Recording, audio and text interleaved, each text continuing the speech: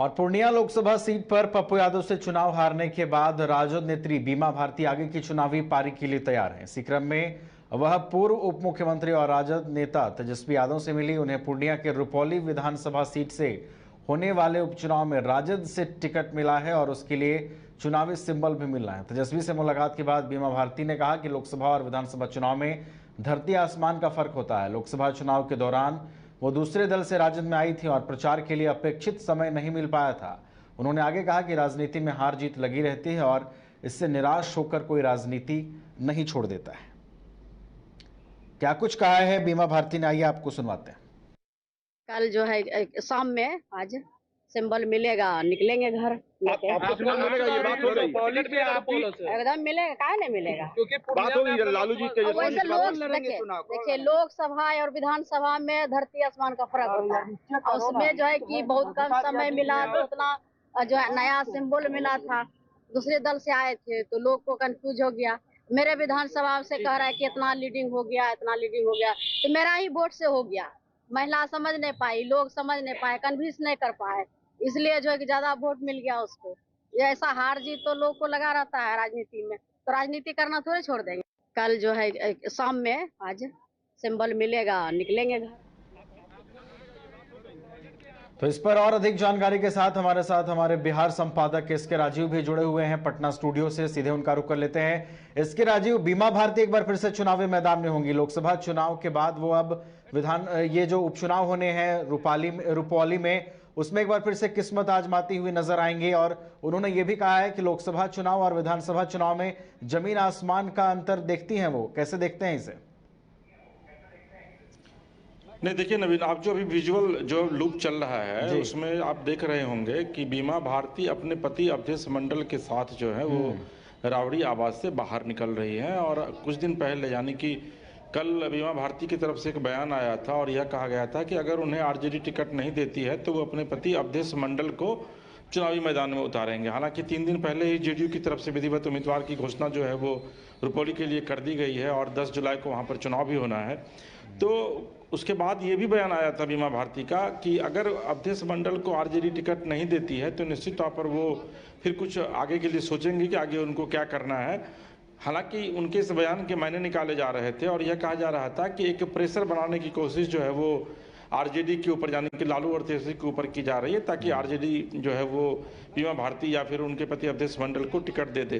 वहीं दूसरी तरफ मालिक की तरफ से भी उस सीट पर जो है अपनी दावेदारी ठोकी गई थी और यह कहा गया था कि रुपौली सीट जो है वो मालिक को दिया जाए, लेकिन मालिक को वो सीट नहीं दिया गया। और अंततः बीमा भारती जब आज मिलने के लिए पहुंची लालू और तेजस्वी से तो बीमा भारती को यह बता दिया गया है कि आप वहां से जाकर के चुनाव की तैयारी कीजिए, वहां से आप आरजेडी कोटे से चुनाव लड़ेंगे। देखिए, बीमा भारती दरअसल में रुपौली से ही बिलोंग करती है। अवधेश मंडल उसी इलाके में एक जमाने में उनका वर्चस्व हुआ करता था, बाहुबली के तौर पर जाने जाते थे, जेल में भी रहे हैं लंबे समय तक, मंडल गिरोह चलाते थे वहां पर।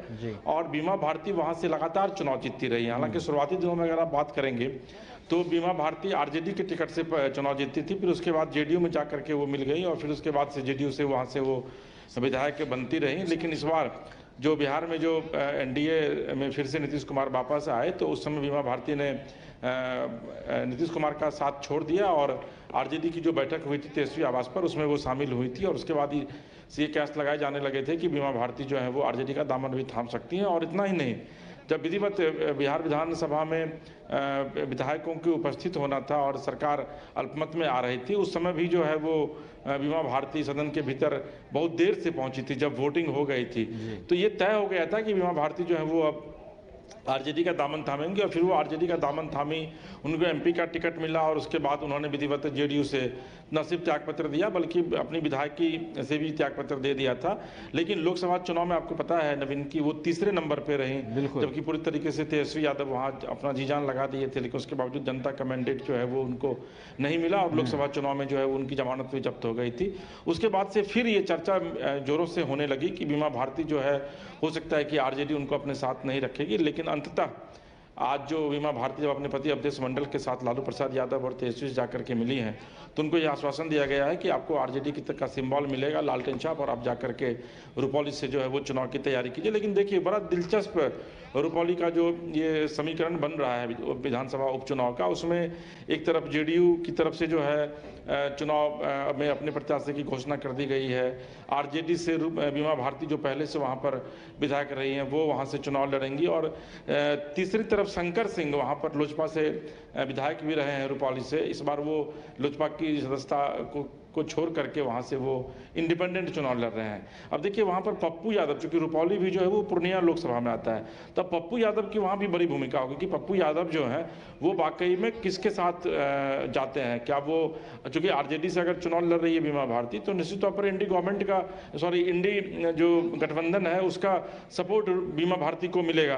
तो ऐसी स्थिति में पप्पू यादव जो वहां से इंडिपेंडेंट सांसद है, वो किसको सपोर्ट करते हैं? अगर वो बीमा भारती को सपोर्ट नहीं करेंगे तो निश्चित पर यह माना जाएगा कि बीमा भारती उस इलाके में कमजोर पड़ेंगे। हालांकि जो रुपौली विधानसभा है, वहां पर जो मंडल जो मतदाता है, उनकी आबादी जो है वो बहुत ही ज्यादा है, लेकिन उसके बावजूद जो जेडीयू ने भी जिन उस उम्मीदवार को उतारा है, वो भी मंडल जाति से, यानी कि धानुक जाति से भी वो भी बिलोंग करते हैं। तो इस बार की भी लड़ाई जो है वो वहां पर काफी दिलचस्प होगी, और अगर आरजेडी वहां पर इस सीट को जीतती है तो यह माना जाएगा कि जेडीयू से यह सीट जो है वो आरजेडी छीन ली है। लेकिन अगर बीमा भारती वहां से चुनाव हारती है तो उसका जो है ये माना जाएगा कि जो 2025 में जो 15 महीने बाद बिहार में विधानसभा चुनाव होना है, उसमें निश्चित तौर पर इसका जो है वो एक बड़ा इम्पैक्ट पड़ेगा। जी नवीन, बिल्कुल बड़ा इम्पैक्ट पड़ेगा, और आपने बिल्कुल सही कहा कि जो रुपौली उपचुनाव है वो अब दिलचस्प बनता जा रहा है। जिस तरीके से लोकसभा चुनाव को हमने देखा, कई बिहार की ऐसी सीटें थी जहां पर मुकाबला त्रिकोणीय था, दिलचस्प लड़ाई थी, और रुपौली उपचुनाव भी पूरी तरीके से दिलचस्प नजर आ रहा है। इसके राजीव, एक छोटा सा आपसे रिएक्शन लेना चाहेंगे। देखिए, करारी हार मिली है बीमा भारती को, एक हारी हुई उम्मीदवार, और फिर राजद उन्हें सिंबल देती है। क्या कुछ थ्योरी हो सकता है इसके पीछे? क्या वो मजबूती अभी भी दिख रही है क्योंकि वो पहले से वहां पर विधायक रही हैं? नहीं, देखिए नवीन, बीमा भारती जो है बेसिकली धानुक जाति से बिलोंग करती है, यानी कि जिसको हम लोग मंडल कहते हैं, और उनके पति इसलिए अवधेश मंडल हैं। तो उस इलाके में धानुक का ही सिर्फ दबदबा नहीं है, बल्कि बिहार की राजनीति में भी धानुक का बड़ा जो है वो इम्पोर्टेंस है। और जो सीमांचल का जो पूरा इलाका है, उस इलाके में कुर्मी को धानुक कहा जाता है, यानी कि जो नीतीश कुमार जिस बिरादरी से बिलोंग करते हैं। और ये वजह है कि बीमा भारती को वहाँ से लगातार वो टिकट देते रहे हैं, कई टर्म वो विधायक भी रही हैं, मंत्री भी बनी है। तो इस बार भी आरजेडी जो है, आपको पता है कि लोकसभा चुनाव में आरजेडी 7 कुशवाहा जाति के लोगों को आरजेडी ने टिकट दिया था, जिसमें कि एक अवधेश कुशवाहा जो है वो औरंगाबाद से चुनाव जीते थे। तो आरजेडी की जो स्ट्रेटेजी है कि कोरी कुर्मी जो वोटर है, उस वोटर में सेंधमारी करना, और यही वजह है कि बीमा भारती को एक बार फिर से रुपौली से टिकट दिया जा रहा है। लेकिन लड़ाई वहाँ की काफ़ी दिलचस्प होगी, क्योंकि जेडीयू भी वहाँ से जो है वो मंडल जाति के ही उम्मीदवार को वहाँ से अपना प्रत्याशी जो है वो बनाया है जेडीयू ने, और वहीं दूसरी तरफ बीमा भारती वहाँ से, जो कि वहाँ की लोकल है, कई टर्म विधायक भी रही है, वो वहाँ चुनाव लड़ रही है। तो लड़ाई वहाँ का इस बार का काफ़ी दिलचस्प होगा। अगर अब देखिए नॉमिनेशन कब करती है भारती, लेकिन इन सबके बीच जैसे मैंने आपको कहा नवीन, कि इस लड़ाई को वाकई में धारदार बनाने में पप्पू यादव की बड़ी भूमिका होगी, क्योंकि पप्पू यादव अभी वहाँ से चुनाव जीते हैं, इंडिपेंडेंट चुनाव जीते हैं, और आरजेडी वहाँ तीसरे नंबर पर थी, दूसरे नंबर पर जेडीयू थी। तो वाकई में जेडीयू का जो जनाधार है, क्या वो वाकई विधानसभा चुनाव में भी घटा है?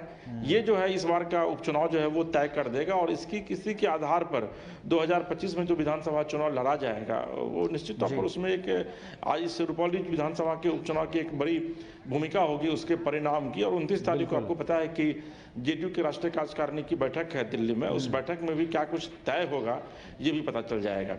चलिए, तो जेडीयू की भी अहम बैठक है, और फिलहाल हम रुपौली उपचुनाव को लेकर चर्चा कर रहे थे। यहाँ पर भी मुकाबला दिलचस्प बनता हुआ नजर आ रहा है, और देखिए चूंकि 2025 में बिहार में विधानसभा के चुनाव होने हैं, ऐसे में रुपौली उपचुनाव के जो परिणाम है, रुपौली उपचुनाव में जो समीकरण बनते हुए दिखाई दे रहे हैं, वो बहुत हद तक आने वाले आगामी विधानसभा चुनावों की दिशा और दशा को भी तय करेंगे। फिलहाल बहुत बहुत धन्यवाद इसके राजीव, हमारे साथ जुड़ने के लिए और तमाम जानकारियों को साझा करने के लिए।